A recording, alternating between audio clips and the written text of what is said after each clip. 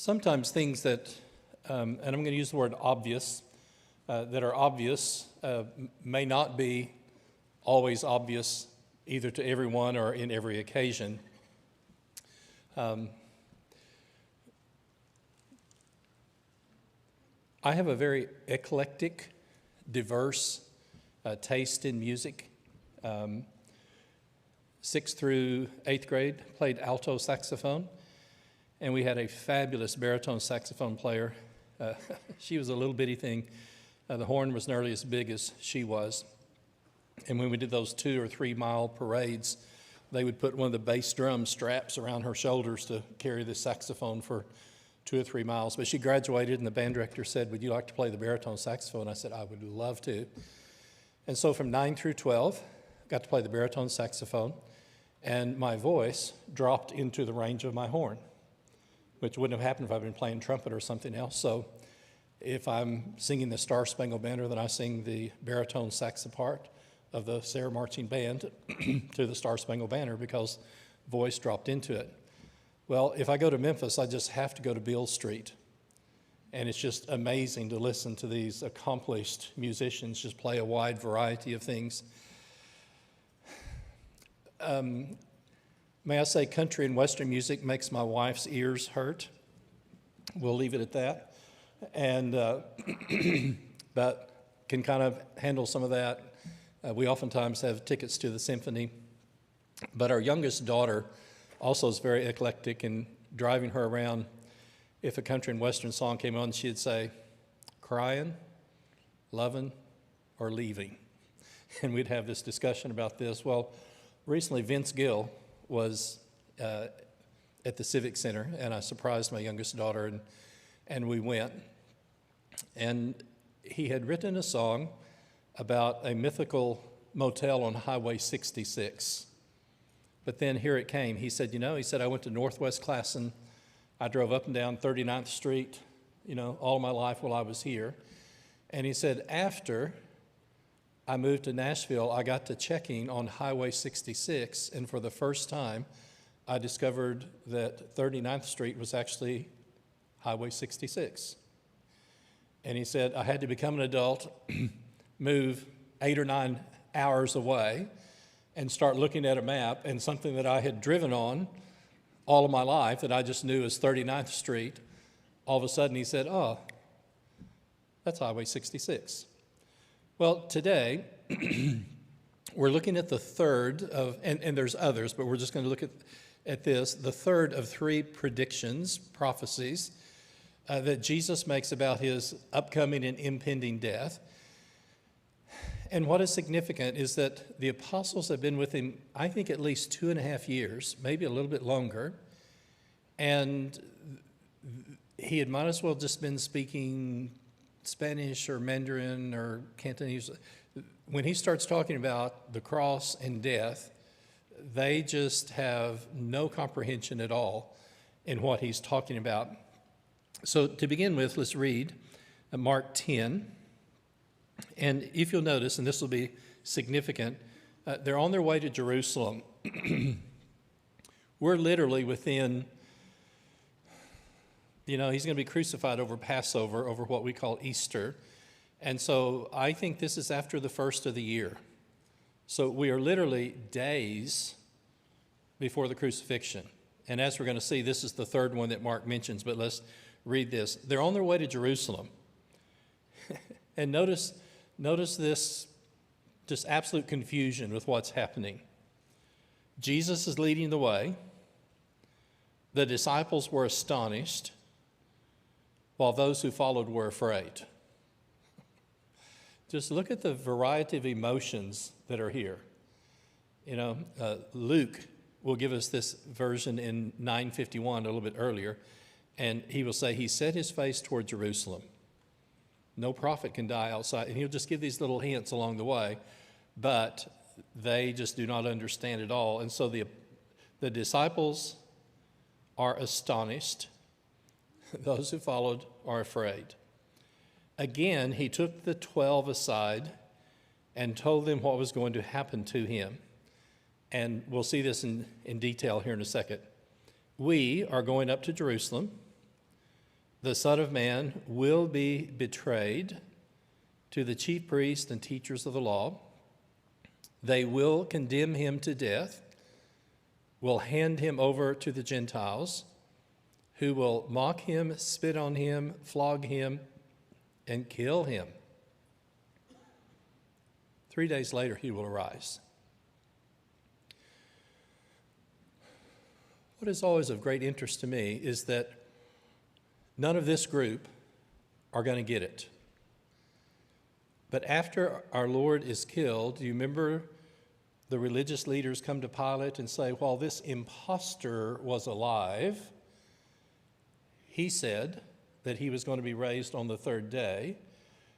May we please guard the tomb, lest they come and steal the body, and the last deception will be worse than the first. And what an interesting observation. Those who were the closest to him are clueless, have no idea about what's going to happen, in spite of him telling them, can I just say in black and white, this is what's going to happen. And of all things, those, and I'm going to use the word malice, those who hate him, those who are opposed to him, his harshest critics, they're the ones who understood that he said he was going to die and be raised on the third day. And I always just find that just such an interesting contradiction of thought. Then James and John, the sons of Zebedee, came to him. Teacher, we want you to do for us whatever we ask. Now, for those of us who've had teenage children, you know, if one of our kids comes to us, 16 or 17, and says, Mom or Dad, would you please say yes before I tell you what I want to ask you? And how many of us are going to say, well, sure, we'd be glad to do that. You know, as a parent, we're going to say, I don't think so. What are we talking about? Why would you want me to say yes before you tell me? You know, just raising a question that way just creates all kinds of doubts and questions. But that's what they've said. Teacher, we want you to do for us whatever we ask. So please say yes. And then we're going to fill in the blank for what we want you to do. Well, what do you want me to do for you, he asked. They replied, let one of us sit at your right and the other at your left in your glory. Can I use our terms and say we want to be the highest members of the cabinet? We want to sit in proximity. We want to be on the right hand. We want to be on the left hand. You do not know what you're asking, Jesus said. Can you drink the cup I drink or be baptized with the baptism I am baptized with? And I'm sure they're thinking, water? You know, they've shared the Passover together, and they're well, yes, well, sure, we can do that. You will drink the cup I drink and be baptized with the baptism I'm baptized with. But to sit on my right or left is not for me to grant. These places belong to those for whom they have been prepared. When the 10 heard about this, they became, my translation says indignant. What else do you have in our translations? Pardon? Greatly displeased. I don't want to be too colloquial. Can I say hacked off? I mean, the other 10 are thinking, okay, guys, this is not fair. And we're going to see in a second, Matthew's going to tell us they brought their mother in. Okay, if you've got 12 guys having this competition, and then 2 of them have the nerve to bring mother in, you know, these guys are really upset. And some of them are probably thinking, why didn't I think of that? And, you know, the nerve of these guys, and Mark's just going to tell us the question is asked. Matthew's going to tell us, oh, not only is the question asked, let's bring mom in. Surely Jesus will say yes to mom. And we just get these little snapshots every so often, and this will come up a little bit later. But the primary conversation among the 12 for 3.5 years is the right and the left hand, and who's going to be the greatest, and who's going to be the most important. And that thread just runs throughout all of their interaction and their discussion.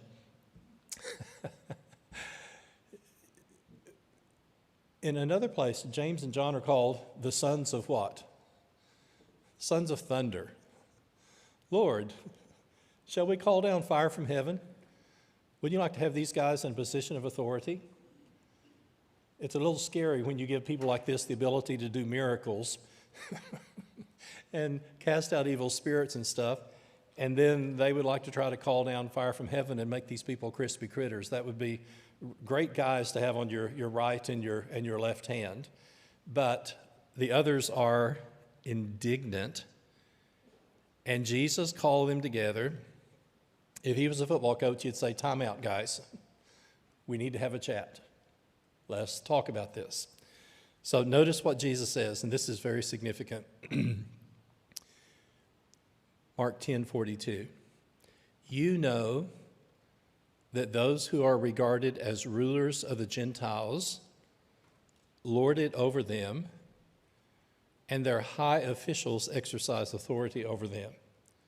And this will be true in the Greek world, this will be true in the Roman world, and sadly it was also true in the Jewish world in terms of their rulers in the 2 or 3 centuries between Malachi and Matthew. Not so with you. Instead, whoever wants to become great, which is what they keep talking about, whoever wants to become great among you must be your servant, and whoever wants to be first must be the slave of all. For even the Son of Man did not come to be served, but to serve, and to give his life a ransom for many. This is the clearest statement. This is the clearest statement in Matthew and Mark about the rationale, the theology of the cross. And the understanding that Jesus has is just worlds apart from what the others are doing. So what I've chosen to do, and if you have the outline, there's going to be a number of times in which this is going to be said, but I wanted to look at Matthew, Mark, and Luke for what takes place here in this particular section. 4 things are kind of at the core. We must go to Jerusalem. And this is a very interesting little word. Luke is going to use this a lot. The original word is just spelled D-E-I. It's de. But there's a number of times where must and the compulsion and even times the providential guidance. But in the book of Acts, men and brethren, what must we do to be saved? And this little word is very important throughout the Gospels and into Acts. So must go to Jerusalem, must suffer, must be killed, and must be raised.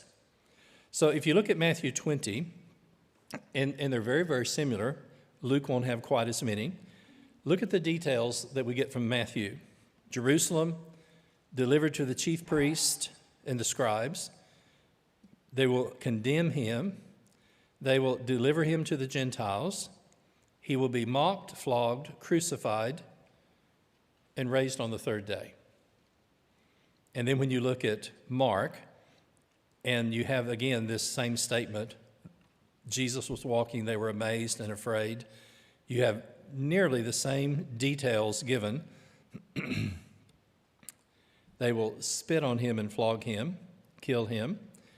And then Luke is going to tell us everything written about the Son of Man by the prophets must be accomplished. And he gives us much of the same things. Having done this, I want to kind of drop back just a little bit, and we've done this in different classes, but I want you just to kind of have a visual of this. The heart, the core, the center of the book of Mark is 3 prophecies about Jesus' coming death. But while Jesus is given these prophecies, the apostles not only don't get it, they still are spending all of their time concerned with who's the greatest and who's going to be first. And this is something I want you to consider.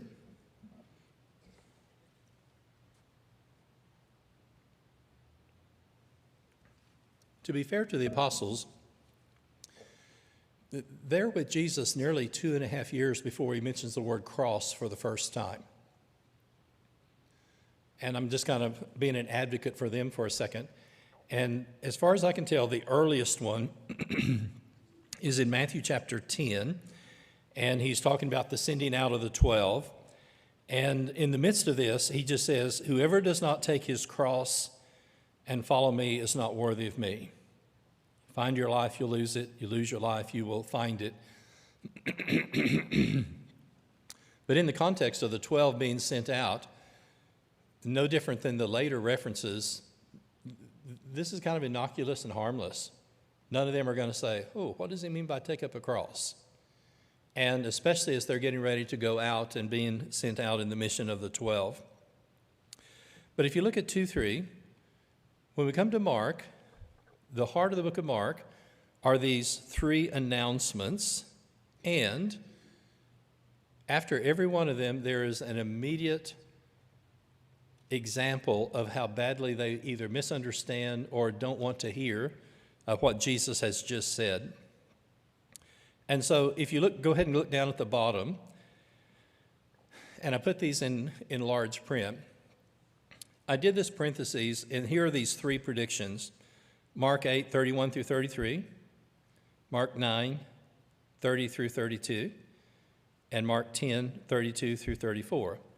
And this is like kind of like getting late in the evening, maybe getting ready to go for bed, 8:30, 9:30, and 10:30. And these 3 are, again, right at the very center in the heart of this. But what I want us to do, I want us to go back to Mark chapter 8, and notice this. Before we have the 3 predictions, at the beginning, we're going to have the healing of a blind man. And after the 3rd prediction, we're also going to have the healing of a blind man. And as we look first at the physical miracles, when I read through this and just reading through on my own, just in the back of my mind, this question comes up: who is really blind? He who has the power to give physical sight to someone who's blind is teaching apostles spiritual lessons, and I would maintain they are spiritually blind. And that's why in my mind I always have this parenthesis when I come to the center part of Mark. So let's go back to chapter 8, and Peter is going to get ready to confess that you're the Son of God, but we're at 8:22. They came to Bethsaida, and some people brought a blind man and begged Jesus to touch him. He took the blind man by the hand, led him outside the village, where he spit on the man's eyes, put his hands on him, and Jesus asked, "Do you see anything?" He looked up and said, "I see people, but they look like trees walking around." Once more, Jesus put his hands on the man's eyes, and then his eyes were opened, his sight was restored, and he saw everything clearly. And Jesus sent him home saying, "Don't go into the village." Now, been a little bit cynical when I asked this. Were the batteries just a little bit low and Jesus didn't have the power to heal him the first time? If you notice, of all the miracles, this is the only one that there's, kind of use the word, a repeat. It's a 2-stage healing. And what does the man say after the first time Jesus has a, can we use saliva? All this depends on where you grew up and terminology, how comfortable you are with the word spit. But anyway, Jesus put some spit saliva on his eyes. And what happens the first time? I see people, but they look like trees walking around. I don't have any doubt that Jesus had the power to do it completely the first time. never an accident. There's always a reason. And it requires a second time for the man physically to be able to see. I think of this oftentimes when I see these guys who've been with him for 3.5 years, and they've, we've seen with our eyes, we've touched with our hands. 1 John's going to say that which was the word of life. They've eaten with him and all this other stuff. But their perception of who he is and why he came, and especially why he's going to die, is very much like this blind man who initially is only going to see people walking around like trees.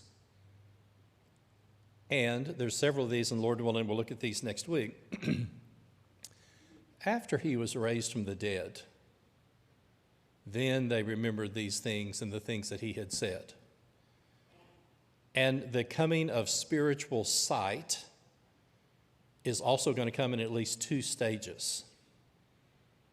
They physically are going to be with him, they touch him, they hear him and everything else, and are still virtually clueless. Now, this to me is a compliment, but just think about this. Who comes to the tomb on the first day of the week? Who's the first ones on the first day of the week? Why aren't the apostles there? And to their credit, they have come. But what do they bring with them when they come to the tomb? They bring the spices to anoint the dead body that they expect to find. And so the only people who are even close to understanding what's going on are the women, and they have come to the tomb on the first day of the week. But the very fact that they have spices in their hands indicates what? They're expecting to find a dead body. They're at least miles ahead of the apostles who are, hiding in despair and everything else. And so what I want you to see is that nobody got it until after he is raised from the dead. And in the same way that Jesus gave physical sight, this is the front parentheses, through 2 stages, then the giving of spiritual sight is also going to come not instantaneously, and they're not going to say, yes, you're the Son of God and you need to be crucified and raised from the dead, because that doesn't fit with the right and the left hand. That doesn't fit with casting out the Romans and reigning in Jerusalem.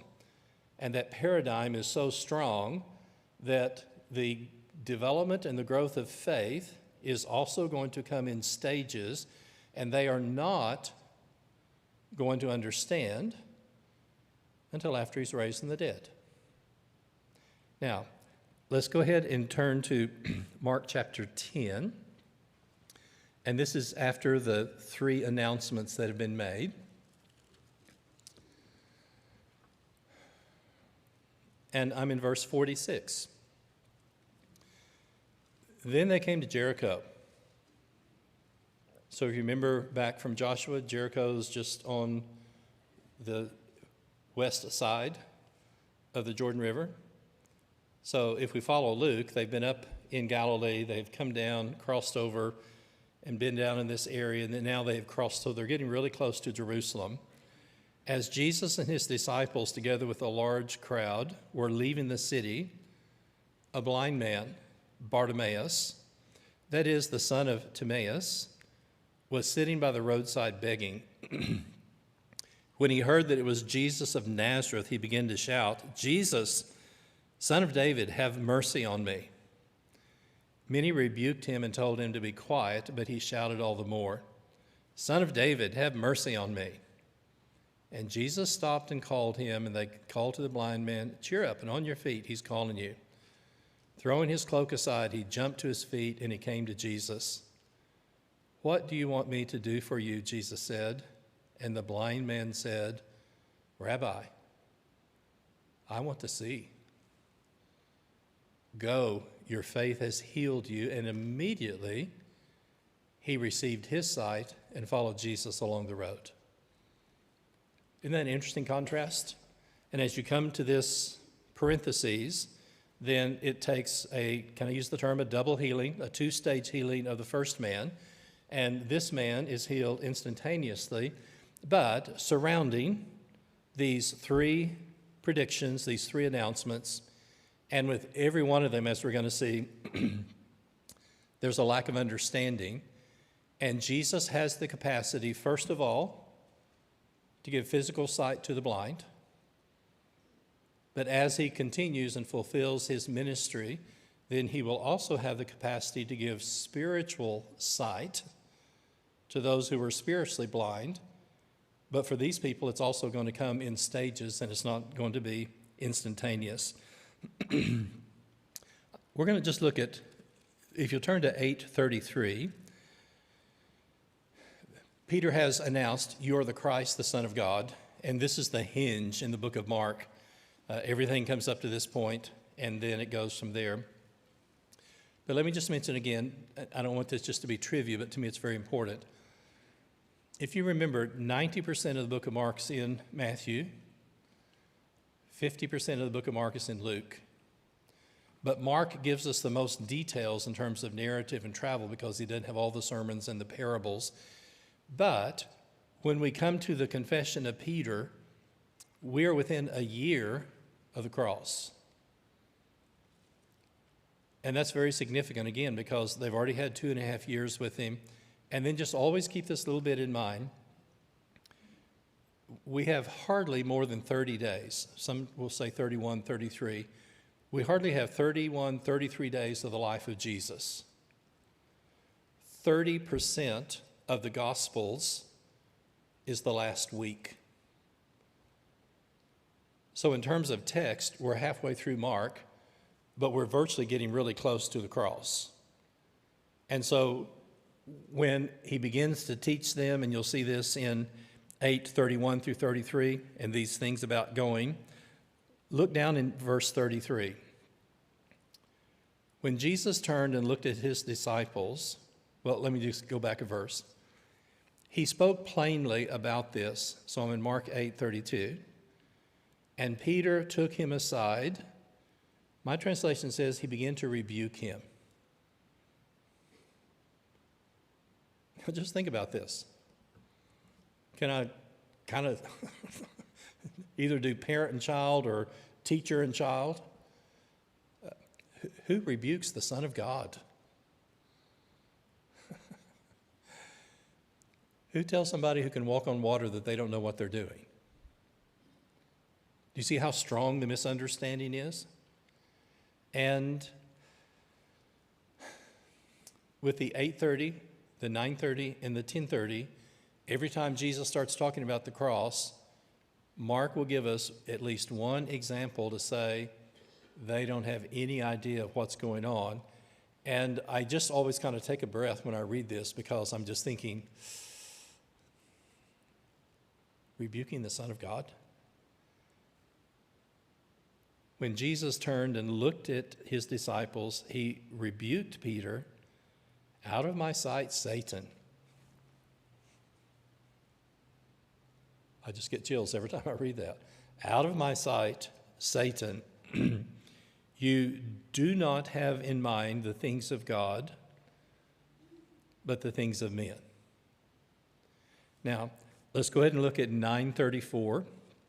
Here's our second time that Jesus has announced that he's going to die. And again, these are within a year of the cross. They came to Capernaum, and Capernaum's home base, up at the very, very top of the Sea of Galilee. When he was in the house, he asked them, "Oh, what were you arguing about on the road?" Okay, he's not asking because he doesn't know. He's asking because he wants them to tell him and draw into this conversation. And they kept quiet because on the way they were having their favorite conversation. Who's going to be the greatest? Sitting down, Jesus called the 12 and says, "If anyone wants to be first, he must be last and the servant of all." And he took a little child and had him stand among them. And taking him in his arms, he said, "Whoever welcomes one of these little children in my name welcomes me. And whoever welcomes me does not welcome me, but the one who sent me." So the first time, Peter rebukes him. The second time, they're arguing about who is going to be the greatest. And then when you come back to chapter 10, we've already read this, James and John are arguing about, are asking for being able to sit on the right hand and the left hand. So if you turn the page,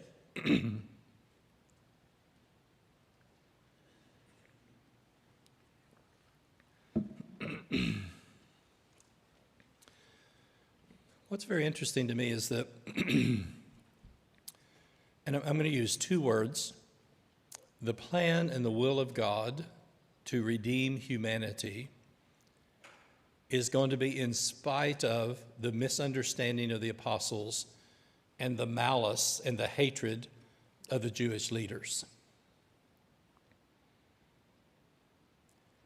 And God's will is going to be done with no help from either the apostles or the Jewish leaders.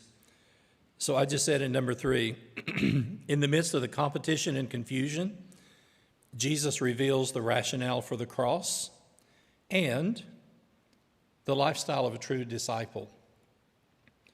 And notice these. The great will be the one who is a servant. The first will be the slave. The Son of Man came to serve, to give his life a ransom for many.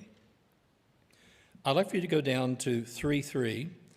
There are two totally different words that are used, and the translation I'm reading from uses the word servant and slave. And let's start with slave. Slave is the word doulos, and basically has to do with property. This is why I just get the chills when I read Colossians or whatever, and you have this sense we have an inheritance in heaven. And what percentage of the church are slaves? Is it 20 or 30 plus? You know, and can you imagine Robert and Shirley going home and seeing if you're property, you can't own property? Can I say that again? If you're a slave, if you're property, you can't own property because you're like an animated tool, a hoe or something. And on the way home, Robert says to Shirley, do you realize that for the first time in our lives we own something? We have an inheritance in heaven.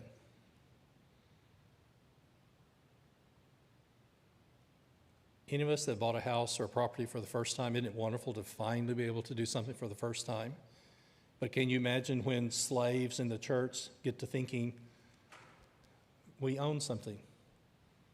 We have an inheritance that's in heaven. The other word that's used is the word diakonos, and you're going to hear the word deacon. A diakonos is oftentimes someone who's free, who chooses to do something. And let me just explain it like this. The Son of Man came not to be served, but to serve. Jesus never uses the word slave of himself. Because I think since he's the Son of God, he's not property, he's Son of God. But as the Son of God, he chooses to serve. The word doulos for slave becomes a badge of honor, and you'll see this in at least 4 letters. You know, Peter, a slave of Jesus Christ. James, a slave of Jesus. I'm the property of Jesus. But Jesus never uses that of himself. He always uses the term diakonos. I didn't come to be served. I came to serve and give my life a ransom for many. Our Latin teacher at Macquarie had this wonderful expression. He said, the word minister, if you hyphenate it, mini. Okay, if you grew up in the 60s, mini, skirt, smaller, et cetera, et cetera. And he said the ultimate oxymoron is prime minister. The one who is the greatest at making himself smallest is virtually a contradiction. My daughter, who's very fluent in Spanish, she says, Dad, my favorite English oxymoron is jumbo shrimp. It just, your words are going 2 different directions. And the word minister is one who makes himself smaller in terms of his desires in order to serve, and be of help to others. But let's close with this word ransom, to give his life a ransom for many. And this is the word for the price of release. Let me read real quick.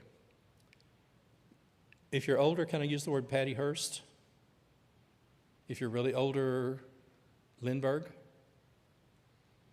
Ransom?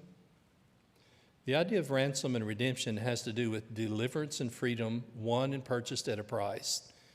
In the Old Testament, there's 18 of these. There was a price to be paid, for example, if an ox gored somebody, if an animal injured a human.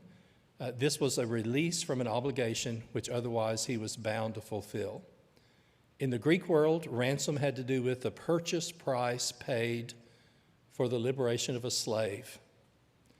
Ransom is a rescuing of a man from a power or a situation which has him in its grip and from which he is powerless to free himself. A ransom is the paying of the purchase price of freedom which someone could never have paid.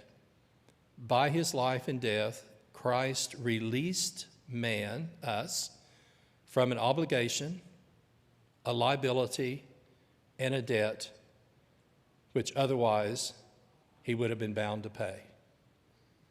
If you are a Christian, you have been ransomed. David Roper had this wonderful comment. The apostles were primarily focused on wearing a crown, while Jesus was focused on carrying a cross.